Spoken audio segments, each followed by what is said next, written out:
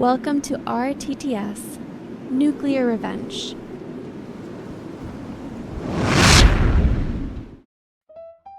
Many years ago, I worked at an automotive repair shop that was owned by a very nasty person. This person actually had two shops that he ran, and the best way I can describe him was as a tyrant. Both shops had cameras, and he would watch us work from the comfort of his home. If he saw something he didn't like, such as taking a 5-minute smoke break or not sweeping for half a minute during downtime, or if he just wanted to bust balls, he would call the shop and harass us. Or better yet, at times, show up and harass us in person. In addition, he would regularly berate us for no reason, threaten to not pay us because the shops weren't busy, and would have an absolute meltdown if you dared question his authority. It was spectacular in the worst of ways. After working for him for a few months and dealing with his shenanigans and getting sick of pointless arguments with him, I started reconsidering my employment there. Around the same time, the owner decided to move me from one shop to the other. Really for no reason other than likely to try push me out, as that was what he did with the few people that I had already worked with. Odd coincidence being that I had not discussed my thoughts of leaving with anyone, but I digress. I genuinely disliked the idea of working at this other shop. It was older and a bit run down, plus it was in a pretty terrible area with high crime. But I wanted to line something up elsewhere before I jumped ship, so I made the move. This is where the beginning of the end started for old Mr. Owner. Once I got settled into the new shop, I got to talking with my fellow technicians. As it turns out, the owner was unsurprisingly a racist scumbag, and every single one of the employees at this location, aside from me, was African American. I'll spare you the details, but let's just say it's a miracle that the owner came into the shop, said what he said, and walked out breathing. In addition, he would regularly send people home with no pay for the day just to be an ass. This went on for a few weeks, him coming by, being nasty to all of us, and I was over it, and was just about to leave as I had lined up other employment. The other techs were also over it. I went to give the owner my 2-week notice via phone, discreetly, which I should have known wasn't a great idea, and instead of discussing it like a human, he decided to come down and talk face to face. Well, our friend was so incensed that I put my notice in that he forced me to clock out and go home, and also forced 2 other techs who decided to stand up for me to do the same. I decided that I had enough of this guy's shit, and that not only did he deserve to have some kind of reciprocation against him, but the other techs deserved better than to continually being walked on. So I filed a complaint with the Department of Labor and outlined everything. Within a few days, they had launched an investigation, and of course the owner found out who filed the complaint and called the shop, and gave me hell about it, stupidly, because the phones he had were on recorded lines. Guess who I had request to listen to that conversation? In the end, I was terminated by him prior to my 2 weeks being up, as were the 2 techs who stood behind me. I filed for unemployment, which he fought me on by filing appeals with a judge, then not showing up 3 times in a row. This prompted the judge to bar him from requesting appeals against me and granting me full unemployment pay. Months later, I got a written letter from him extending an apology and offer to work for him again. 2 months later, I got a letter from the DOL saying that the investigation was closed and that he had been found guilty of multiple charges and was barred from operating a shop or any other business in the state for several years. TLDR fucked around with my sanity, lost the ability to own shit. Wow Op went through quite an ordeal.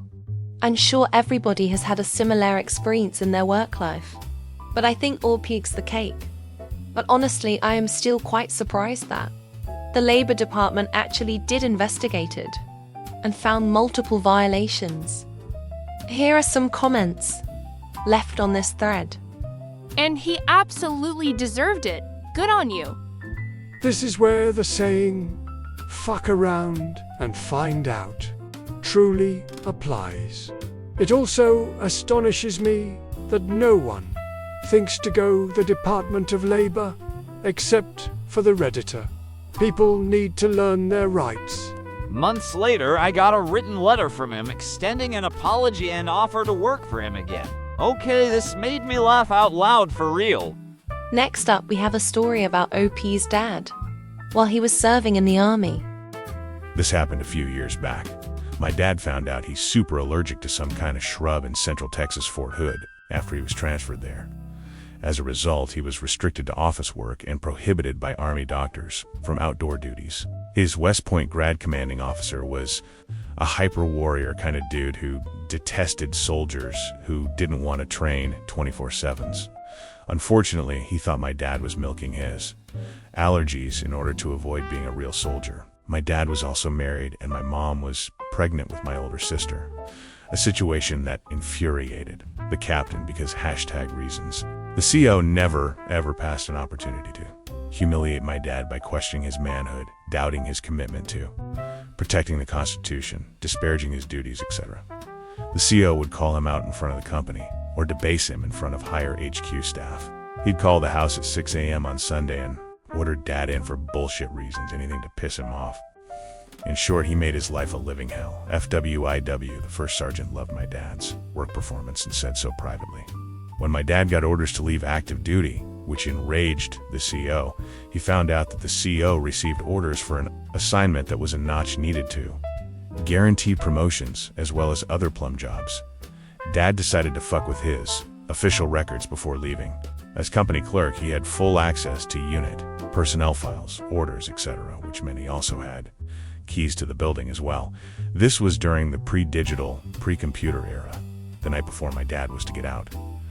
He took all of the captain's personnel folders and mailed them separately and anonymously to various posts around the globe, knowing full well it would take weeks to deliver them to a geographically unrelated unit mailroom around the world that may or may not open the packages in order to return them. It just so happened that the unit was in field for a 2-week exercise on the day my dad left, which meant a skeleton crew would man the phones and molons until they returned from the field. No one was the wiser for weeks. One of my dad's old poker-playing Sergeant Buds wrote a few months later telling him that the captain went ballistic, that the missing files seriously damaged the fuckface of a captain's career prospects, since some of the files were lost in the system. Therefore, the coveted assignment orders were canceled, and the entire personnel record had to be reconstructed manually by the Department of the Army. My dad said it was a teaching moment for the cruel asshole that you should never fuck with your unit clerk, because even chairborne rangers know how to serially wound enemies, foreign and domestic. TLDR. Company commander was a super dick to my dad, so Dad got back before leaving the service. That army commanding officer learned a valuable lesson, even if it was too late for his career. Never, ever mess with people that run the scenes in the background. Here are some comments. Upvoted just for the phrase chairborne rangers. You do not fuck with company clerks. Your doctor, your cook, or your mechanic, all of them can make your life miserable if you fuck them over. Guess he learned that the hard way. Good on your dad. Jesus talk about scorched earth.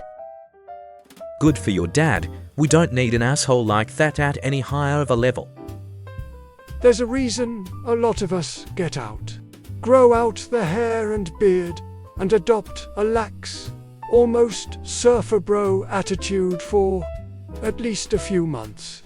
Some of us even turn it into a new personality trait. Jokes aside, the military is what you make of it.